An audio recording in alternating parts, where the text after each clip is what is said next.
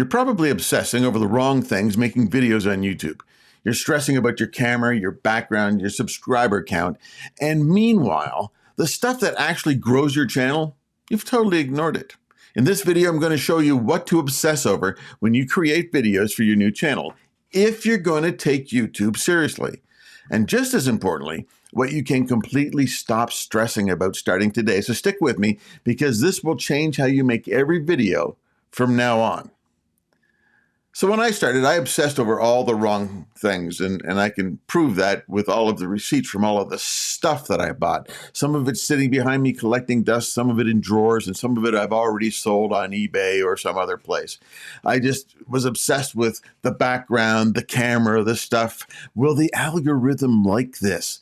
And meanwhile, the people I wanted to help were just thinking, Bill, could you please just help me solve this one little problem? Now, if you've been stuck in that overthinking loop, this video is going to really feel like a deep breath. So think about the idea of two buckets. Make this super simple. Bucket number one, things worth obsessing over. Things that are in your control and actually help your viewer. Bucket number two, not worth obsessing over. Things that are mostly out of your control and don't move the needle when you're just starting. Most beginners live in bucket two, and then get frustrated when their channel doesn't grow. Well, let's flip that. We'll start with what deserves your attention. The number one thing to obsess over, your viewer's problem and your promise. Before you hit record, ask, who am I talking to? And what do they want help with right now? If your channel is about fitness, maybe today's problem is, I'm tired, I sit all day, I just need a 10-minute routine I can stick with. And your promise could be, by the end of this video, you'll have a 10-minute routine you can do at home with no equipment. Now that promise will shape your title, your thumbnail, your hook, and the steps that you share. So instead of My Fitness Journey, Episode 1, obsess over the viewer and change it to a 10-minute beginner workout you can actually stick to. It's the same it's the same workout. It's a different focus. One is about you, the other is about them. Obsess over them. The second thing to obsess over is your title and thumbnail. And when I say obsess, again, I want to say pay more attention to. If you're going to take YouTube seriously, pay more attention to these things, because your title and your thumbnail, this is where the click happens or doesn't happen. Your viewer is scrolling and your video is one tiny rectangle in a sea of other tiny rectangles. Hard to say, but I got through it, I think. Your job is not to be the fanciest. Your job is to be the clearest. So ask, does this title clearly say what my viewer is going to get? Does this thumbnail visually show the problem or the result? So use a service like Canva, make a thumbnail, keep it simple, big readable text, one main idea, one main image, that's it. So an example, let's say your niche is productivity. Your title could be 3 Simple Habits to Stop Wasting Your Evenings.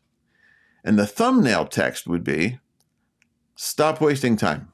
Simple, easy. Don't just slap random words up on a pretty picture and say, ooh, people are going to like that. No, obsess over one clear promise. Now, the third thing to obsess over is your first 30 to 60 seconds. If viewers leave here, nothing else matters. Instead of a long intro or your life story, structure your opening like this. Call it the problem, promise the outcome, introduce yourself, maybe, maybe not, I don't, then transition straight into the context. So I skipped the part about introducing myself. I just hit call it the problem, promise the outcome, transition into the context. As an example, if you want to start a YouTube channel, but you're overwhelmed by gear, editing, and the algorithm, this video is going to simplify everything. I'm going to show you what to focus on and what to ignore so you can finally hit upload. Bam, short, sharp, and it's all about them. It's all about them. The fourth thing to obsess over, showing up consistently and improving one small skill per video. Don't chase the perfect video. Chase lots of slightly better videos. As an example, video 1, just get through it. Hit record, hit upload, just get it up there. The video number 2, well, maybe I should focus a little more on the lighting. And so you do. You focus a little bit more on the lighting for your second video. Third video, focus on a stronger hook. I could have brought it in a little better. Maybe I'll try and get a little better on the hook for video 3. Video 4, focus on clearer audio. I didn't sound that great and people need to hear me. So maybe I should enunciate more properly. In video 5, maybe focus on cleaning up your thumbnail. The thumbnail was pretty good, but maybe I could do a little bit better. Just a little bit. That's all we're asking for. That's all you're looking to do, is just get a little bit better every time you do something. You can use whatever video editor you like. The tool doesn't matter as much as you think. What matters is, did I improve one thing this time over the last time? That's the obsession that compounds. Those are the 4 things to obsess over. Now I'm going to give you 4 things to not obsess over. Let's talk about what to stop obsessing. Pay less attention to. Number 1, fancy gear and a perfect studio. If you've got a smartphone, decent light, and somewhere to sit, you've nailed it. You're good. Instead of saying, I'll start once I get that expensive camera, or something like that, better lights, better desk, better room, whatever, you could say, I'll start with what I have, and I'll upgrade after I've made 30 videos. Kind of a milestone, kind of an idea.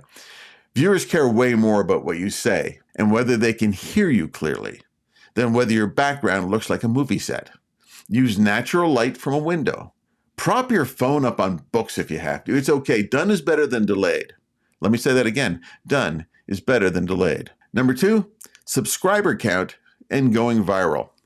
Refreshing your analytics every 10 minutes is not a growth strategy. It's digital nail biting. So in the beginning, your channel is a learning lab. You're figuring out what topics resonate. You're finding your voice. You're learning the tech. You're learning what works for you and not how somebody else does it. Those first 10 or 50 or 100 people that subscribe, they're gold. You can talk to them, ask questions, read every comment. Instead of obsessing over, why am I not viral yet? Obsess over this. How can I make the next video more helpful than the last video? Obsession number 3 to not obsess over. Perfect editing and never making a mistake. You do not have to edit like a Hollywood trailer. When I watch a movie, I'm thinking, man, that's great acting. That's really good. But then you find some of these behind the scenes things where you found out that it took them 17 takes to get that 1 3-second clip.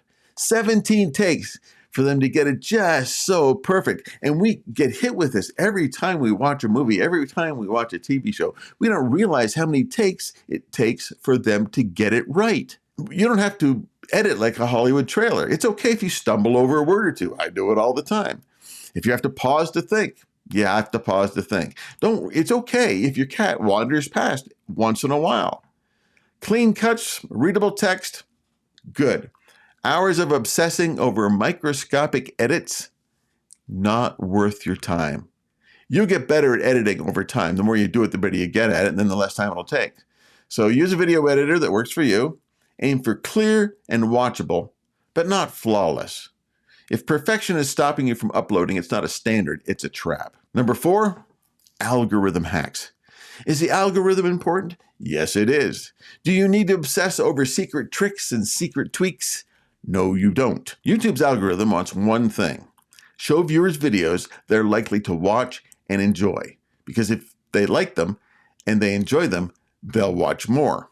So if you help a clear, specific viewer and you use clear titles and thumbnails and you hold their attention for this first minute, you're already doing what the algorithm wants. Instead of binge watching how to beat the algorithm, take the time to make your next video just a little bit better. And finally, number 5 on what not to obsess. Don't obsess over the idea that your niche is too saturated. Yes, there are lots of channels, lots and lots of channels. Also, yes, there's still room for you because there's only one person like you. Be you. Everybody else is taken. Your personality, your stories, your way of explaining things. You don't need to be the first. You need to be the one someone else connects with. That's what you're looking for. Instead of thinking, it's too crowded, I'm not even going to try. Think of it this way. How can I make videos for people who think like me, struggle like me, and want what I wanted when I started. That's how you stand out without screaming. Those are the 4 things to obsess over, pay more attention to, and the 5 things to pay less attention to and not obsess over things. For your next video, pick one thing you will obsess over or pay more attention to from that first list, and one thing you will not obsess over or pay less attention to from the second list. Thanks for watching. My name's Bill. Don't forget to like and subscribe. I want to help you make yourself a home on YouTube.